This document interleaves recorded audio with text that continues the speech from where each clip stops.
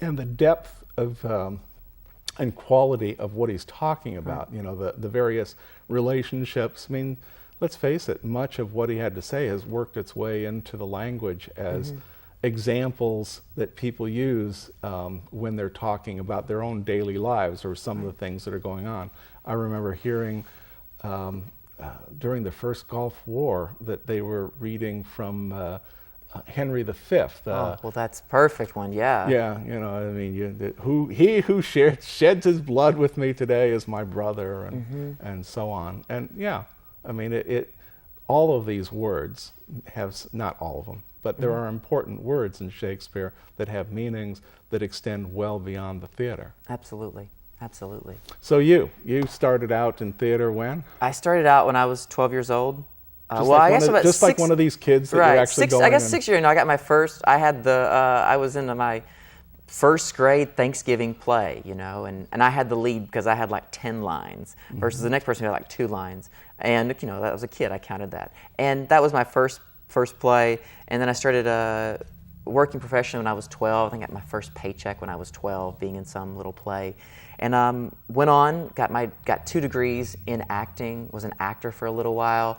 And I kept getting pulled more and more into the producing side, became a stage manager. How so? I think, you know, I was always, I guess, the organized actor. I always liked putting people together to make projects. I liked finding interesting directors, great playwrights, great designers, and making them come together to make something. Went into stage management, then that led into directing. I took over a theater, like I said, in that I ran an outdoor theater for 7 years as artistic director. I worked with the new play program at Brown University for 2 years, making new plays. Ran a theater in Chicago for a little while, and now here. So I came into this as an actor, so I have a real admiration for artists who go out there every single day. I mean, you know, they're when we think about looking for jobs, we're looking for jobs for, you know, long periods of time. These guys are looking for jobs for like every 8 weeks, you know, a 4-week rehearsal, maybe a 4-week run, and then they're right back into the job search. So, and it might not even be in the same town, it's moving all over the place. So I have a real admiration for artists. Anyone who's making work is pretty tremendous. I mean, that is one thing that people don't really think about, is that these big time actors, Broadway actors, even the folks who are at the Muni do exactly what you're talking about. They've got the job that someone goes to the Muni and sees, or they come and see you know, your actors for the Shakespeare show. But after that, they're done. It's right. Well, even at the Muni, it's a 10-day rehearsal and then I think a 7-day run. So that's, you know, that's a short little amount of time, and then they're looking for the next gig. So, and is there enough theater going on that people can actually make a living at this? That's a really, in St. Louis or across the country or both? Across the country. You know, that's interesting because what we're seeing trend-wise is theaters, as it's getting harder to raise money and it's the economy we're in, theaters are doing smaller plays. We're seeing Not you. Oh, well, not us. We're doing the big ones. You know, shows are getting smaller and smaller, and therefore playwrights are wanting to get their work produced, so playwrights are writing smaller and smaller shows. So we're seeing a trend across the country where playwrights want to get their work done. Well, the only way they can get it done is by writing small cast shows. So we're in a moment now in our time in American theater history where we're going to have a body of work that's small plays. It's an interesting time. You know, Colorado Shakespeare and Shakespeare Theater are collaborating to do a national initiative on trying to get playwrights to write big plays again. So when smaller plays are done, there's less work for actors. So it's tough out there for actors right now.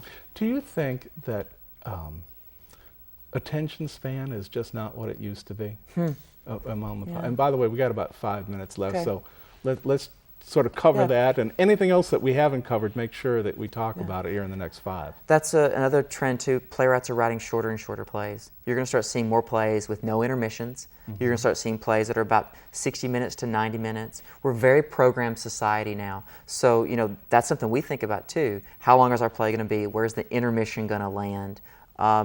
Attention spans are getting less and less because we can have more and more faster and faster. Well, the reason I ask that is, I mean, when you look at YouTube, for example, you know, you're looking at various YouTubes and you see, oh, yeah, this one runs 9 minutes and 38 seconds. I don't have time for that. You're right. It's like, oh, here's one for, like 2.5. I could squeeze that. Right. Like, 10 minutes of your day is way too much. There were times like when Lincoln Douglas did their debates right near here up in Alton. These went on for hours, and people, would sit there and, for hours listening to these two people talk. Now you're saying that, if a show is going over an hour and a half, 2 hours, that's too much. Right. Yeah, it's trending that way. I hear more and more people say, more and more people want to know, how long is the show?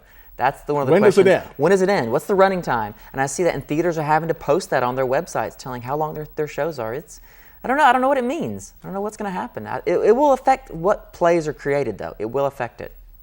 When I was young, the existential plays were, like Albee and the bald soprano, all the people that wanted to yell and scream, they loved those kind of shows. Is that in vogue now, or is that's part of the past of theater? I think people are doing a lot of interesting things. We're working on a collaboration with Yale University where we're going to commission young playwrights to take a piece of Shakespeare and write their own version of it. Now, the text might stay intact, or something all new might come out of it. So we're still encouraging, just like Shakespeare did. Shakespeare only had one original play. The Tempest was his own creation. Other than that, they were all based on existing stories or historical moments. So we're kind of taking our example from him and saying, hey, you young playwrights, take his work, write us our new version of Hamlet. What's that version? What does the new Romeo and Juliet look like? So I don't know. I don't know what's going to happen. I hope there are people that are going to keep creating new forms, new structures. And the objective here is to express ideas. Yeah, absolutely. Express new ideas, or not new ideas, but essential ideas in new ways. Yeah, Shakespeare gave us language. Without language, we couldn't have ideas. Without ideas, we couldn't have justice, morality, ethics. So we got to keep that moving forward. And folks, they don't think what you just said is really important. People don't think about how theater itself has been the driver of language. Especially before Shakespeare, English is kind of like this backwater language. After Shakespeare, English became more, if not the predominant, one of the predominant languages in Europe. Yeah, absolutely. This language in Shakespeare, he helps us heal as a society.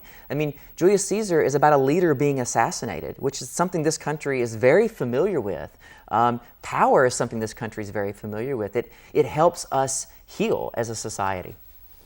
There's been so many things discussed in the Shakespeare plays. I don't know.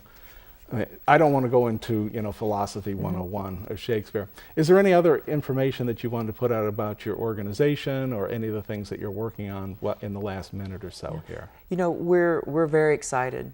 This is our 10th anniversary. We have produced work now for over 500,000 patrons and students. And in 10 years, I think that's a pretty tremendous accomplishment for this organization. And I'm excited about what we're doing going forward. I think it's really great myself, too. Somebody had an idea, let's do Shakespeare, and now here it is 10 years later, and you're raising, $1.2 million? Yeah. Most organizations don't raise $1.2 million to put on a play. Right. So obviously somebody thinks you're doing something right. Yeah, it's great. We straddle the line of not only theater institution, but civic institution, that we have a civic responsibility to put this on. Great. Hey, thanks a lot for being here with us today.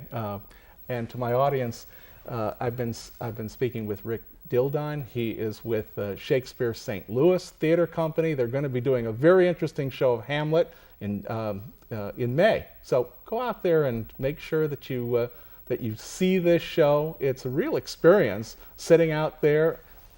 All I can say is it's fun. Take your time. And to the rest of my audience, see you.